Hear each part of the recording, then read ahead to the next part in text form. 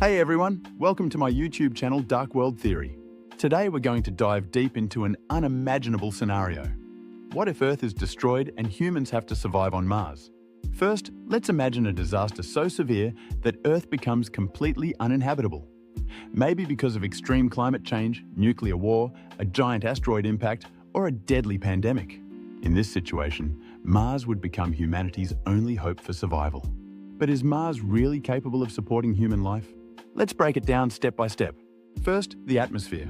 Mars' atmosphere is about 100 times thinner than Earth's and made up of 95% carbon dioxide.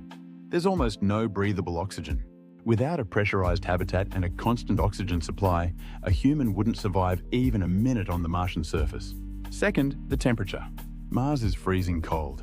Its average temperature is 60 degrees Celsius, but it can drop to 125 degrees Celsius near the poles.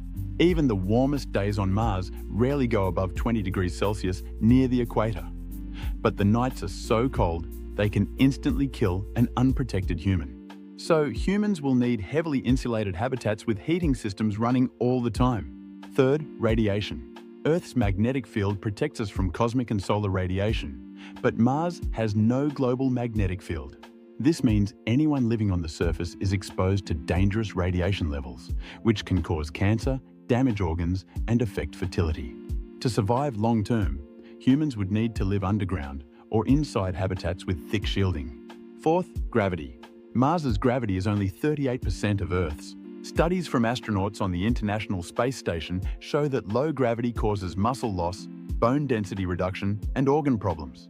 Mars settlers would need to exercise daily and find medical solutions to prevent their bodies from deteriorating. Fifth, food. There's no way to grow traditional crops outside on Mars. Humans would need high-tech indoor farms, hydroponics or aeroponics, with artificial lights that mimic Earth's day-night cycle. Every nutrient, every drop of water, and every bit of fertilizer would have to be recycled and reused carefully. Sixth, water. Mars does have some water in the form of ice, especially at the poles and beneath the surface, but getting it will require advanced technology. We'd need robots or drilling machines to extract ice, systems to melt and purify it, and closed-loop systems to recycle wastewater. Seventh, dust storms. Mars is famous for its planet-wide dust storms that can last for weeks and cover the entire planet. These storms can block sunlight needed for solar panels, damage equipment, and spread fine dust that's harmful to electronics and human lungs if it gets inside habitats. Eighth, oxygen production. On Mars, oxygen could be produced from CO2 in the atmosphere using technologies like MOXIE, an experiment on NASA's Perseverance rover. But scaling this up to support entire human colonies will require massive infrastructure and constant maintenance. Finally, transportation. Moving people, supplies, and equipment between Earth and Mars is a huge challenge. Current rocket technology takes about 6-9 months for a one-way trip. Resupply missions would be rare and expensive, so Mars settlers would have to be extremely self-sufficient. These are the core challenges humans would face just trying to survive on. We're going to imagine what kind of society humans might build on Mars after Earth's destruction. First, let's talk about government and law. Who would be in charge on Mars? Would it be the country that sent the first humans? Or private companies like SpaceX and Blue Origin? Or would Mars settlers create their own government? Right now, international space treaties don't clearly define who owns Mars, so the first colonists might write entirely new laws. Second, economy. Mars will need a new kind of economy based on survival and resource management. Mining for water ice and minerals will likely become the main industry. People might trade supplies, food and energy.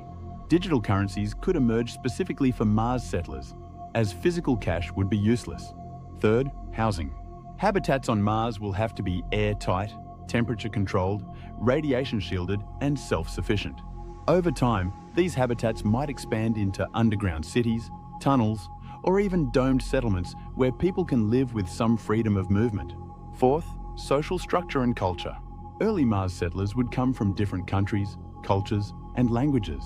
Living together in a small, isolated environment, they might form a unique new culture. Mars traditions, Mars holidays, and perhaps even a Mars-based language influenced by Earth languages but adapted to the new life. Fifth, healthcare. Mars settlers would face new medical challenges like weakened bones, radiation-related illnesses, mental health issues from isolation, and potential infections from limited medical facilities. Advanced telemedicine, AI doctors, and 3D printed medical tools would become essential. Sixth, education.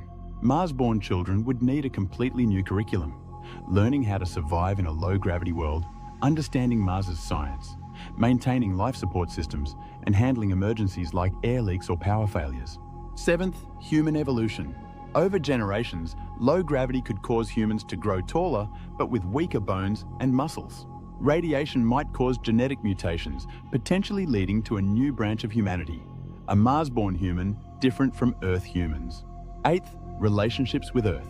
Even with advanced technology, signals between Mars and Earth would take 10 to 20 minutes one way, making live conversations impossible. Mars would feel very isolated, and maintaining connection with family and friends on Earth would be emotionally challenging. Ninth, psychology.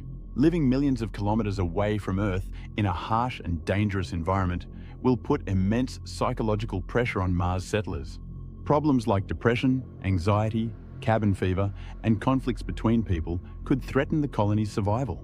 Mental health support systems, entertainment, and community building will be as important as food and oxygen. 10th, religion and philosophy. Over time, humans on Mars might develop new beliefs, philosophies, or spiritual practices based on their unique experiences. Looking at the stars from another planet, feeling completely alone in the solar system, and building life on a dead world. If humans can overcome these challenges, they might not just survive, but build a thriving, self-sustaining civilization on Mars, starting a whole new chapter for humanity